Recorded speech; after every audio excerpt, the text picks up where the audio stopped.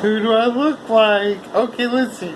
Here's the thing, okay? Some people want to know, how are your 7 nations? Well, I asked angels, they said, just listen, okay? Please listen. I was talking to angels and they said, Ryan, once in every 1,000 years, someone is born as special as you are. So really? So yeah. And they told me I was a 7 nations, and you could say 12, or 11. They told me you're 7 nations. Ryan is a 7 nations in times world prophet. So whatever you want to believe, if you've got the human growth hormone ingredient that makes the milk that you have at your supermarket floors addictive as it is, so when you have it for years and it's not in your fridge, you feel like you gotta go out and buy another gallon or half gallon or 2 gallons. Well, it's kind of like one of those things. Angels told Ryan that. This is the reason why you're craving it, Ryan, is because they put a human growth hormone additive in that milk that is addictive. But anyways, it's just one proving point, okay? And here's the other thing. I gotta make this video because it's I just had a feeling it's real important to say.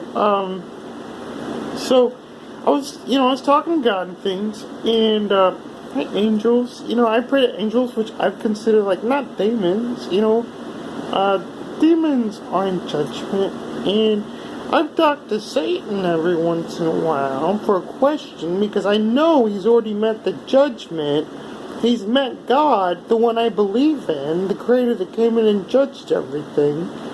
But I've only asked Satan a few things because I believe he would just be honest if he knew the integrity of my heart. And he told me a few things.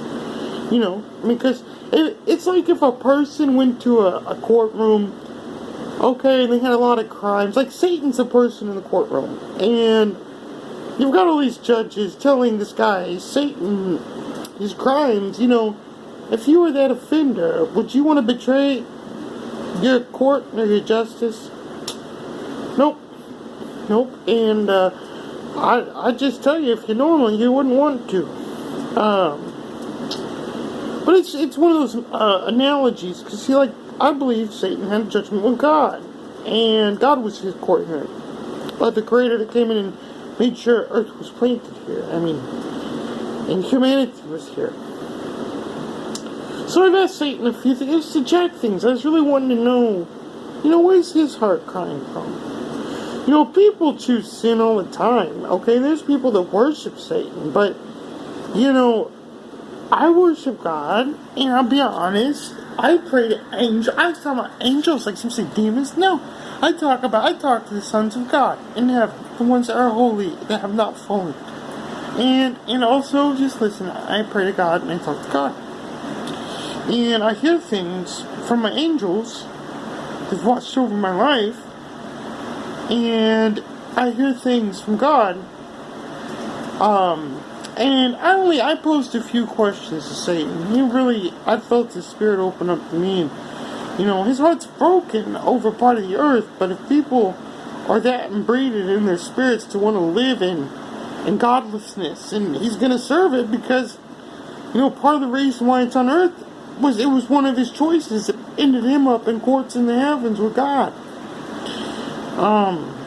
So it's not what his heart, his heart's broken is what God said, and even Satan told me that. It's broken over the things, but if people wanting to serve godlessness and all these things, there's gotta be, but there's a beckoning for it all, if you want to serve godlessness, there's a beckoning for it. You gotta give, anyway, so, there's that, when you pretty much got the point there, but look at this, I'll tell you what. I've got a few tattoos, right? Just get this. I've got a few, but my first one I ever got was when I was 18 years old. Okay, I only had one, and I got the other 4. I got 1, 2, 3, 4. My neck tattoo, my wrist tattoo with the girl that I loved from Belton when I went to school there. I loved her. It wasn't weird. Like, I look back when I was in my 20s and said, if I would have married anybody from Belton, it would have been this girl. There's only one girl out of all 3 or 4 years I went to Belton schools from 6th to 9th grade that I really ever really just fell in love with. And I was in my 20s. I didn't ever think I was going to get married. My relationship sucked from my early, they were horrible from my teens into my 20s, and they're pretty much like one night stands with a lot of women. And one of my YouTube videos, you'll see, I experimented with a few men between the ages of 17 and 19, but there's a lot of homosexual things I never did, because I thought, it's not really me. I've always been naturally attracted to women. I didn't want to ever do something with a guy until I started using marijuana regularly. What drew me to be sexually attracted to the idea of being with the guys after I started smoking marijuana, and I had smoked it for 2 years. And when I was 17 at night, I started having these fascinations about being with men sexually. So I experimented with a few different guys between 17 and 19, but there's some homosexual actions I never did because it didn't feel right. But anyway, so my relationship sucked when I got my wrist tattoo of Brittany. I spelled her name wrong, but listen. It was Brittany Collins, and that was the one girl I look back with all the years I went to school, Belton. I adored her. And I spent 9th grade, my last time in Belton was in 9th grade, 9 classes with her. And that's what I was really thinking. Because in my 20s, I thought, I'm not going to end up marrying anybody. No one really wants to be with me. And the past relationships I've had with women is just kind of like one-night stands ideas. Wasn't working out. And so I remembered this girl that I fell in love with. And Belton is where I really lived all my life before I moved to Kansas when I was 16. So I got that tattoo on my wrist in memory of Brittany Collins, the girl that I really just...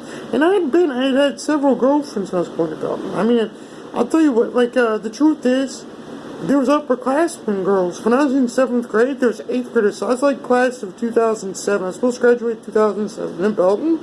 And when I was in 7th grade, there's 8th grade girls, 3 girls that I dated, kind of. Older women were attracted to me in my school.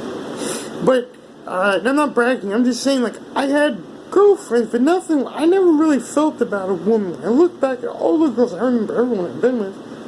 I thought, Belton's where I started. If I would have married anybody in this life, it would have been her. So in memory of Brittany Collins, I tattooed that name on my wrist. That's why I got that one. My neck tattoo, I don't want to explain all my tattoos. That's not what this video is about. But I got 4 tattoos in the same day. My neck tattoo, my wrist tattoo, and then my teardrop tattoo, and my star tattoo. And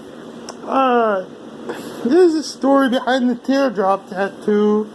I never committed a homicide, but there was a guy that did something real indecent. I felt used and abused by an older man, homosexually, and I woke up one night and just wanted to murder him.